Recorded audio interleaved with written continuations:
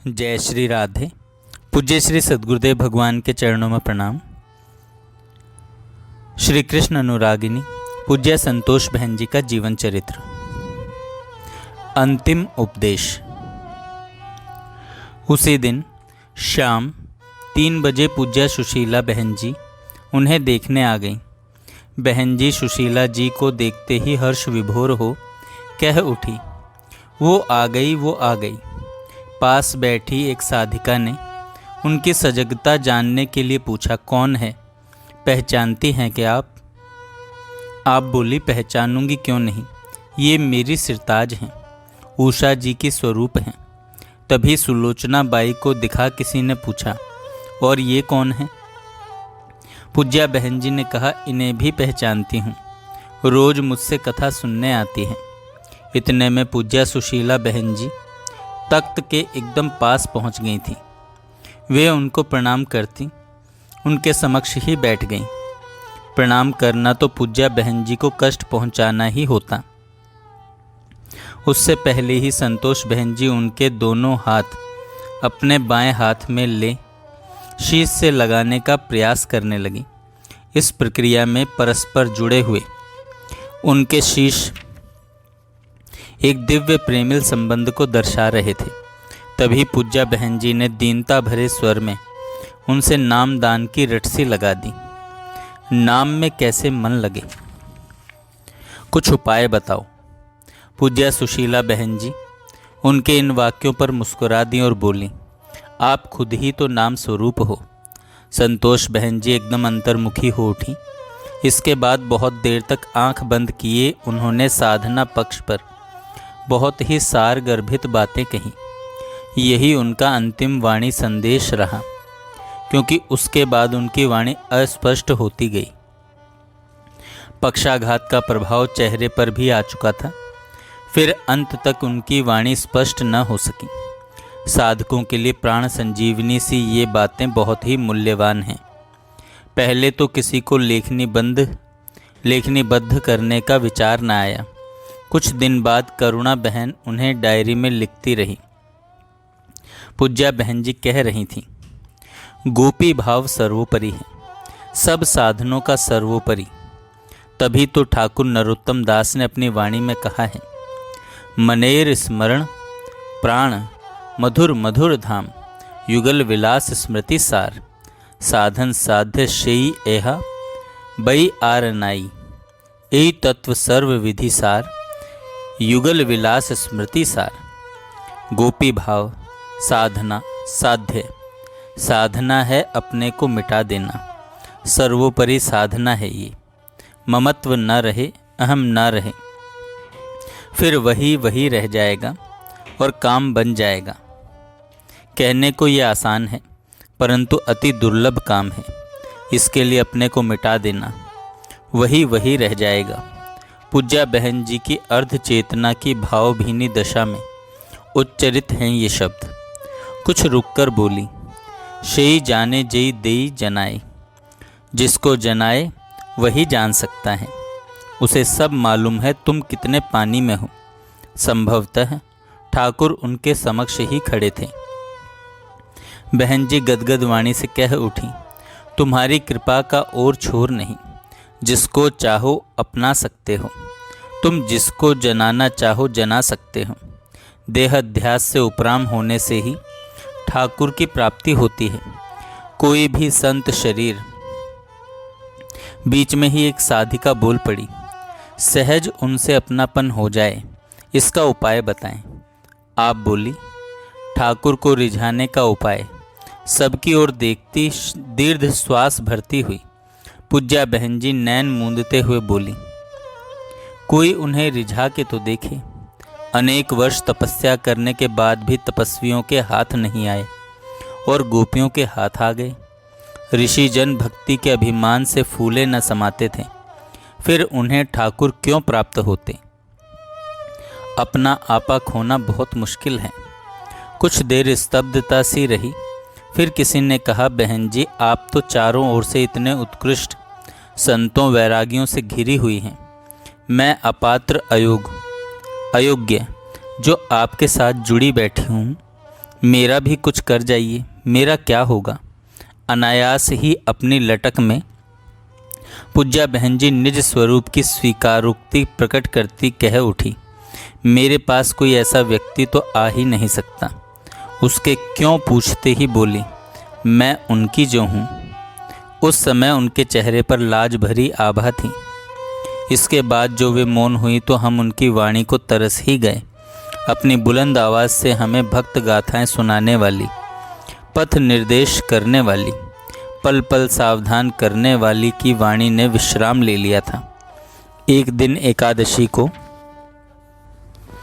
दिया गया उनका ये अंतिम संदेश जिस जिस व्यक्ति ने उनके श्रीमुख से श्रवण किया, धन्य धन्य हो गया। उस वक्त अपूर्व दिव्य वातावरण था।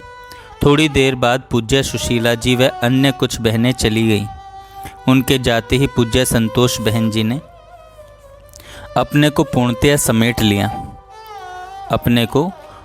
समेट सा लिया। एकदम ही अंतर्मुखी हो गई। धीरे धीरे उनकी दशा चिंतनीय होती गई। अर्ध चेतना किसी उस अवस्था को देख सभी को लगने लगा मानो वो एकादशी का दिन बहन जी के प्रिया प्रीतम से मिलन का स्मृति दिवस ही बन जाएगा। कुछ साधिकाओं का उनकी इस अवस्था से विचलित हो डॉक्टरी भागदौड़ करना अस्वाभाविक न था। अंततः द्वादशी को सुबह उन्हें सेवाश्रम में भर्ती करवा दिया गया। बेहतर इलाज सुविधा होने से उनकी स्थिति सुधरती सी दिखी। उन दिनों शैवालिनी की तन मन प्राण पगी सेवा तो अतुलनीय रही ही।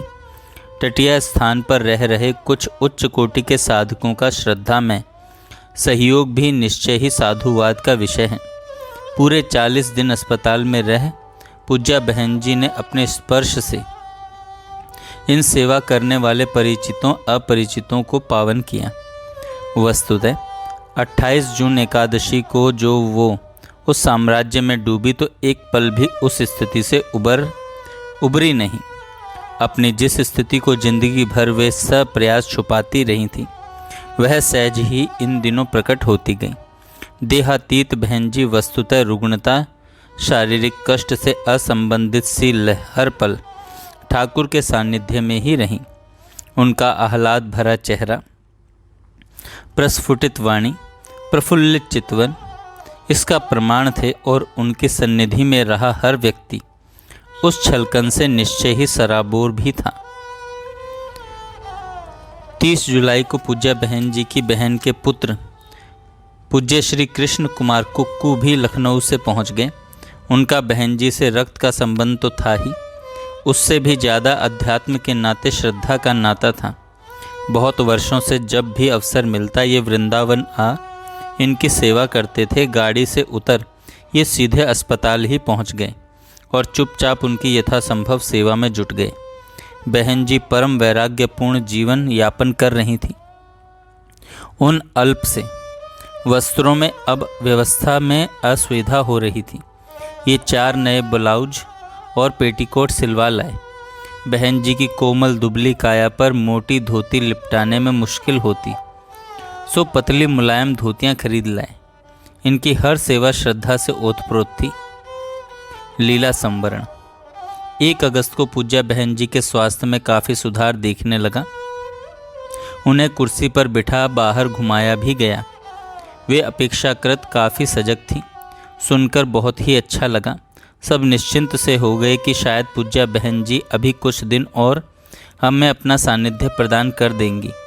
उसी दिन दोपहर सामने ही बैठी एक साधिका को वो कुछ कहने का प्रयास कर रही थी, पर कुछ भी स्पष्ट नहीं था। उनकी राधा कृष्ण की सी ध्वनि सुन किसी ने कहा, बहन जी कह रही हैं सब राधा जी करेंगी। वास्तव में अस्पष्ट कही गई बातों का हम अपनी बुद्धि से अनुमान सा लगा लेते हैं। उस साधिका ने बहन जी के मुख के पास अपना कान लगाया तो आह, एकदम स्पष्ट श्री राधा कृष्णभ्याम नमः, श्री राधा कृष्णभ्याम नमः का उच्चारण इतने आह्लादित उन्मादित स्वर से बोला गया। ये युगल मंत्र उनकी वास्तविक स्थिति को उजागर कर गया, जिस तथ्य को सब प्रयास करने पर भी जान नहीं पाए थे। आज पता चला कि वो इसी युगल मंत्र का ही सतत जप करती थी। उनके गोपनीय साधना पक्ष के और भी रहस्य जो जीवन भर वो सबसे छुपाती रहीं प्रकट हो जाते, पर हम साधकों के प्रति अन्याय सा करते।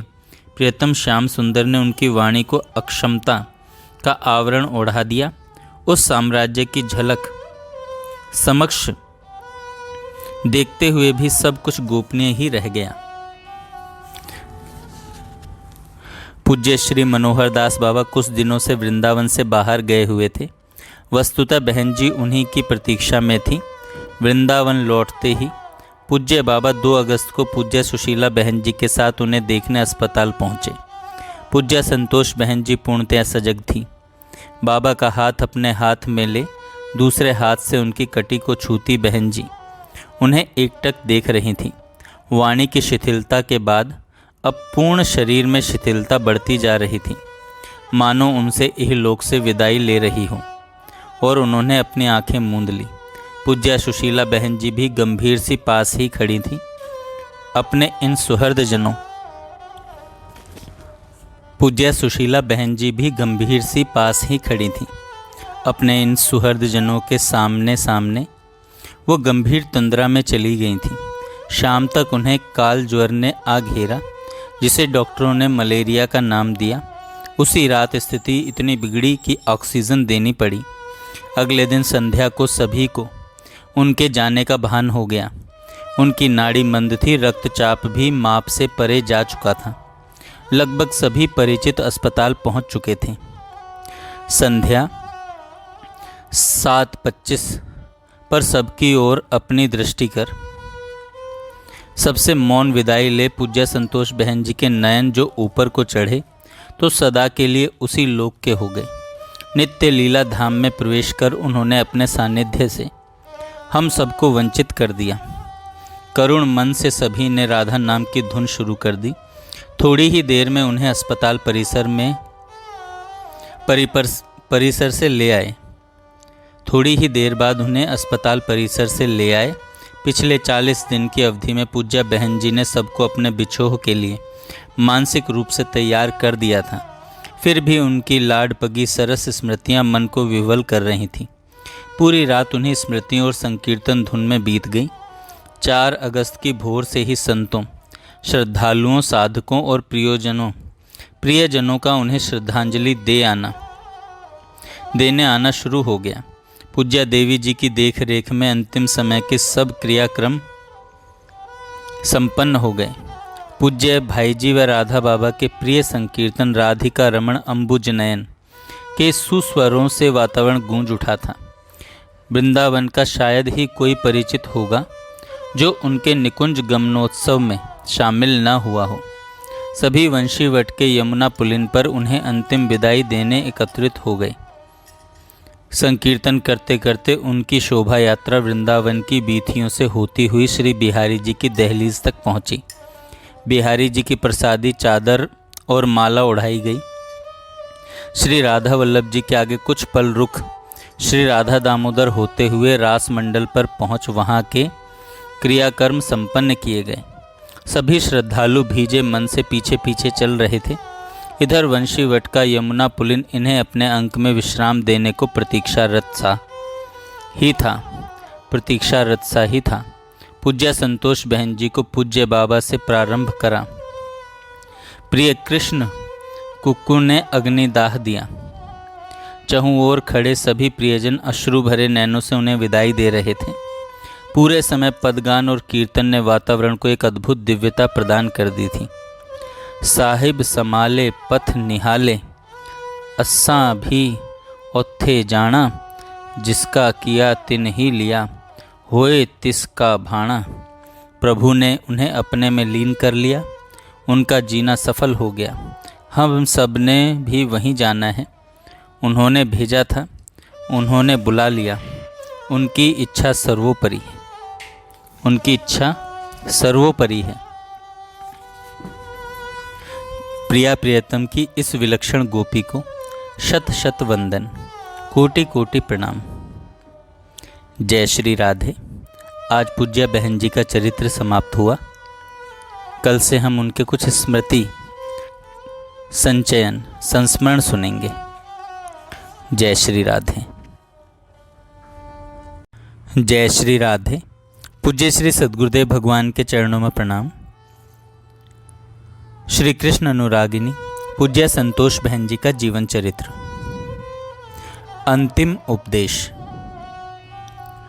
उसी दिन शाम 3 बजे पूज्य